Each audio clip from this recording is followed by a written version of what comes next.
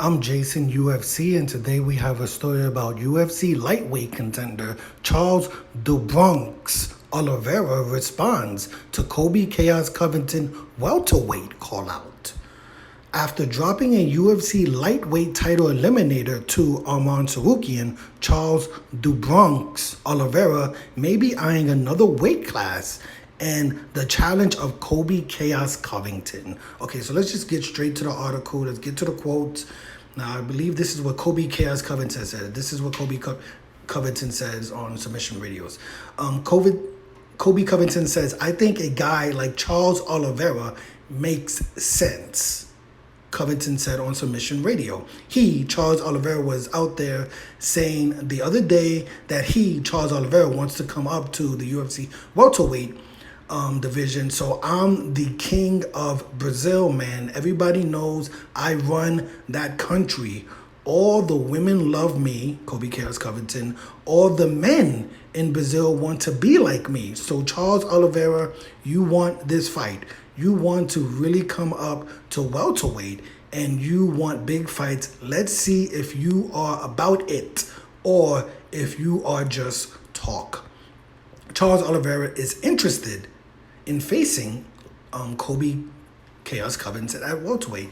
Now, in an interview with AG Fight, while backstage at this past weekend's UFC Fight Night, Oliveira said that he is open to moving up in weight and doing battle with the former interim UFC welterweight champion Colby Chaos Covington. This is the interview here. I'll leave a post in the description, but obviously I can't show any images or play any sound because I do not want my video channel to be completely demonetized and stricken from the internet. But this is what Charles Oliveira said when asked about Colby Chaos Covington.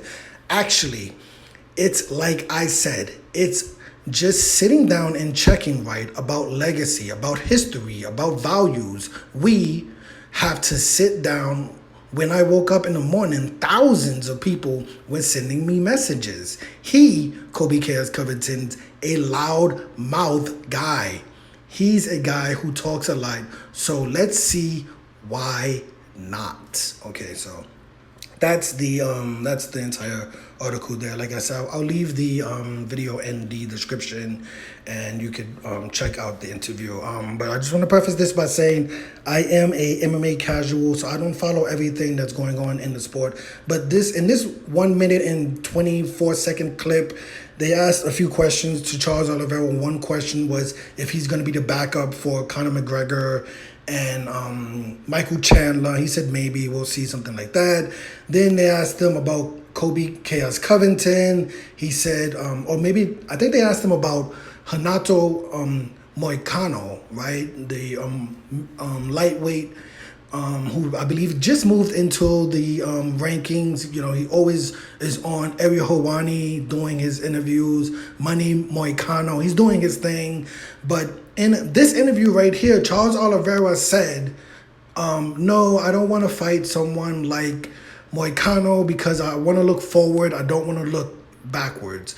And like I said, I'm an MMA casual, so don't quote me on this. But Dustin Poirier just defeated Benoit Saint Denis, who was ranked 10, 11 spots behind him. Dustin Poirier was ranked maybe like 2, 3, or 4 in the lightweight division. And Benoit Saint Denis, who no one's ever heard of, right? No one's ever heard of him. He was barely in the top 10 in the lightweight division. I believe Benoit Saint Denis was ranked maybe 12 or 13. He wasn't like ranked number 11 or 9 or 10 or something like that. But Dustin Poirier, coming off of a head kick knockout to Justin Gaethje, defeats Benoit Saint Denis, who was ranked, like, let's just say 10 spots behind him in the rankings, right? Benoit Saint Denis loses to Dustin Poirier, and Dustin Poirier is now fighting for the UFC lightweight championship. So I just want to say this, even as an MMA casual, it really, really, really annoys me when fighters say, hey, I don't want to fight someone ranked behind me because I have nothing to gain. You know, to all my MMA hardcore fans and friends, I ask you, who did Sean Strickland fight before he fought Israel Adesanya? I don't know the person's name, but the person was ranked way behind. I think it was like a catchweight fight. It wasn't even like in a middleweight division, but that person was ranked way behind Sean Strickland. Sean Strickland defeated that person, went on, got a title shot.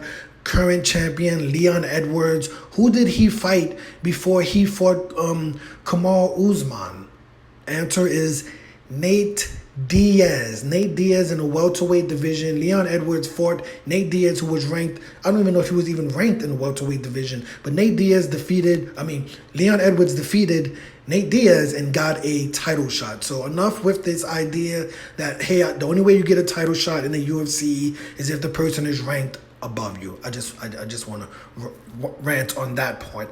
Now, as far as Charles Oliveira and Colby Covington. Colby Covington came out a week ago challenging Charles Oliveira basically to a fight. I didn't want to do that story because I didn't really understand why Colby Covington was calling out a lightweight contender. Even if the lightweight contender was saying that they wanted to move up to the welterweight division, Colby Covington, he was having a back and forth with an undefeated welterweight contender who's currently ranked in the welterweight division, right? Currently ranked a few spots behind Colby Covington, and yet Ian Gary, and for some unknown reason, Colby Covington and Ian Gary fight probably is not going to happen. That fight does not seem like that's going to happen. So I didn't really want to do a story about Colby Covington calling out a lightweight contender. Charles Oliveira, not the biggest lightweight in the world. Charles Oliveira fought all the way down in the featherweight division. He didn't do too well when he fought down in the featherweight division, but he's not the biggest lightweight in the world.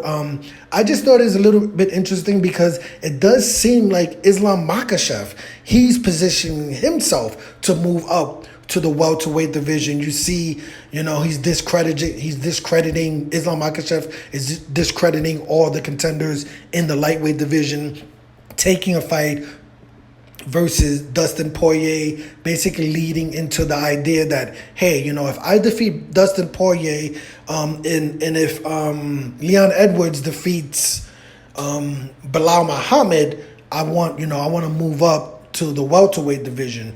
And that's why I want to do this story, because now I can kind of understand why Charles Oliveira, being called out by Colby Covington, why it seems like a great idea, right? If you can't get the fight with Islam Makhachev in the lightweight division, move up and follow him to the welterweight division. Now, the welterweight division is super stacked. You have undefeated fighters like Ian Gary, Shakov Rakhmonov. You have really scary monsters up there in the welterweight division, right? So Charles Oliveira moving up, to that division versus, a smaller guy like Colby Covington, not someone like Ian Gary, not someone like Shakov Rakhmonov. I think it would be a good fight for Charles Oliveira. If he doesn't want to fight someone like Moicano, if he doesn't want to fight someone like Benoit Saint Denis, who's ranked behind him, he'd have to fight basically someone like Jalen Turner, Bobby Green, Patty Pimblett. Charles Oliveira is at that stage where he has to start taking some fights outside of the top 5, outside of the top 10,